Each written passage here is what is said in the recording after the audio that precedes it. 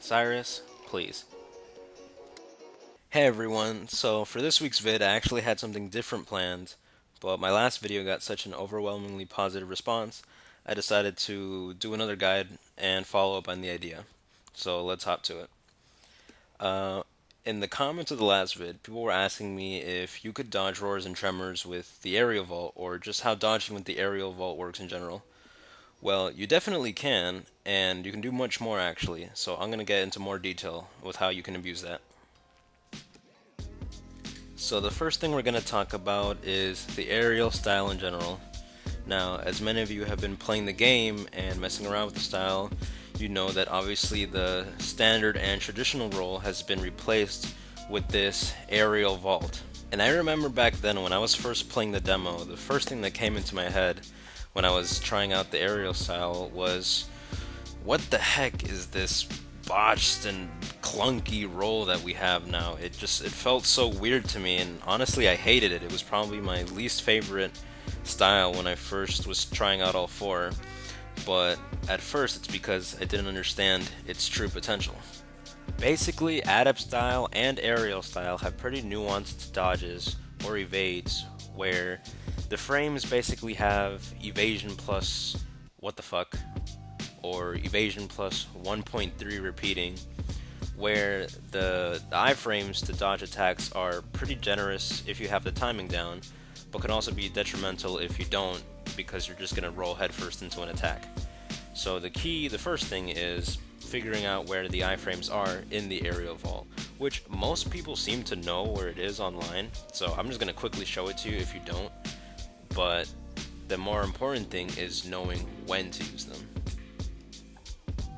So it's pretty easy to pick up on where the iframe is in the vault. Basically, it's when your hunter is tucking his feet in front of himself near the end part of the tumble. So here it is a little slower, right here. And I'm going to show it again slower. I know it's weird that I'm showing it while it's happening, but I want you to get a feel of when it's happening during the animation itself. So again, the iframe of the tumble happens right here. So yeah, basically the easiest way to see where it is just look at when the actual vault occurs when you jump on a monster or a person or a bomb even.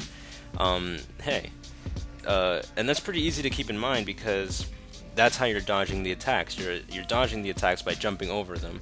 So if you want to get a visual feel of when the iframe is, it's basically when the vault itself occurs when you're jumping on something else. And that's where the iframe is. The little blue whoosh you do into the air is the somewhat generous iframe you get. But when you're doing this, keep in mind that the iframe occurs like well into the roll, not like the traditional roll where it's really the beginning that we're looking out for. The iframe here is a couple of frames into the roll, so this is where the timing gets a little crucial.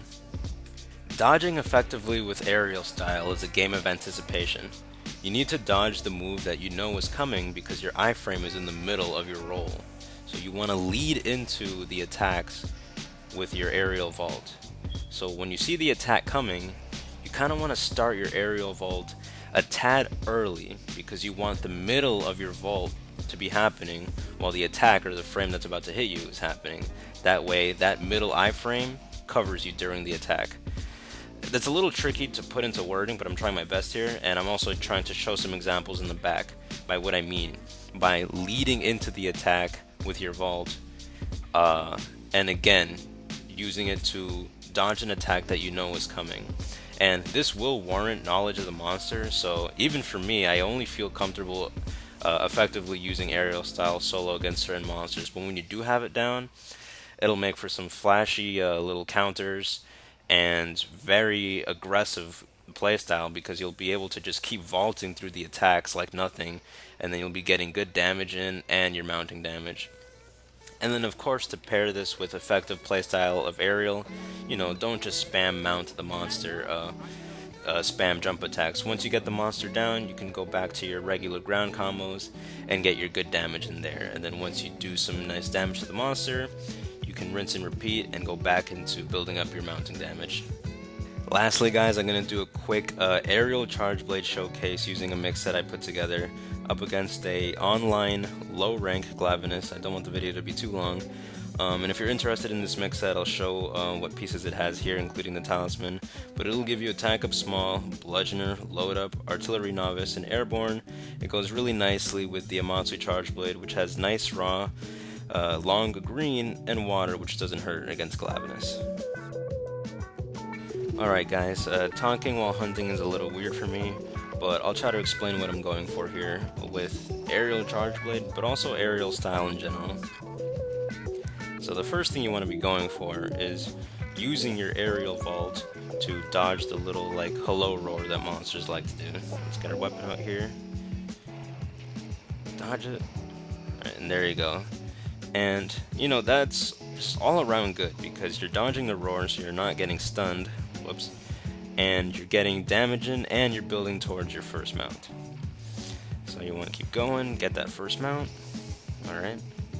And I dropped my sharpness down to green, so now bludgeoner is active. Some people like taking mounting master with aerial style. You really don't need it. At most it'll net you the mount like 2 hits faster, and it's really not worth the 10 points in my opinion.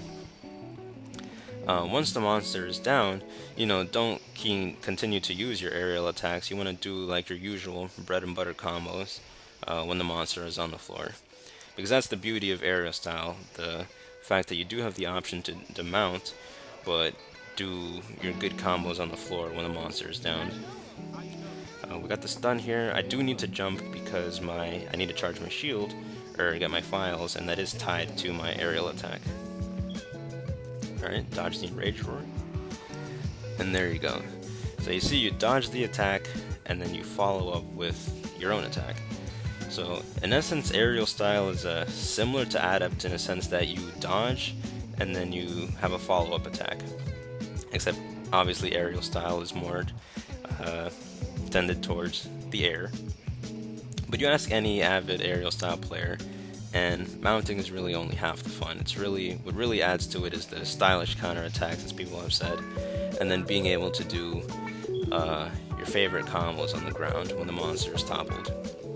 With the exception of maybe like Greatsword, who really doesn't have much to do when the monster is down.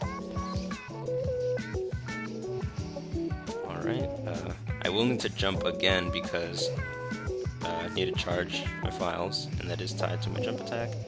And then you just keep wailing on the head. Alright, and there you go, down he goes. So that's basically what you want to go for, just using your aerial vault to stay aggressive, just not give the monster a chance to fight back. And not only will you keep the damage, but you also get your mounts faster because you're dodging the attacks, but also you're getting your mounts off simultaneously. And it's a deadly combo once you get it down. But alright guys, that just about wraps it up for this week's video. I hope you liked it. If it did help you, don't forget to drop me a like. Hopefully I was able to give you a better understanding of the aerial style vault and how to abuse it and really use it to its full potential against monsters. And if you want to see more videos like this, and you haven't subscribed already, go ahead and do so. I'm definitely going to be putting out more guide videos like this, and I do plan on starting a little mini-series of guides for certain monsters. They won't be tied to any specific weapon, but it'll just be kind of like general guides and tips against some of the tougher monsters in the game. And if you are interested in seeing that, let me know, and I'll definitely try to put it out sooner than later. Next video is probably going to be a nice little hunt that I have planned. And I'll see you guys in the next video. Have a nice day.